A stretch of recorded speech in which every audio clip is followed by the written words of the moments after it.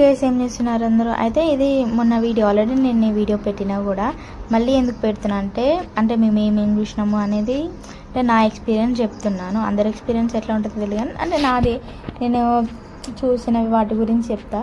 నిజం చెప్పాలంటే మొన్న సండే వెళ్ళినాము మేము జూ పార్క్కి. అది అసలు వెళ్ళొద్దా అనుకోకుండా సడన్గా అయిపోయిందనమాట. అప్పటికప్పుడు రెడీ అయ్యి వెళ్ళేసినాం అనమాట. అయితే ఎంట్రీ టికెట్ పర్ పర్సన్కి 100 రూపీసే ఉంది. సరే పర్లేదు, మంచిగానే ఉంది. నేను ఎక్స్పెక్ట్ చేసినంత మాత్రం ఏం లేదు జూ పార్క్లో.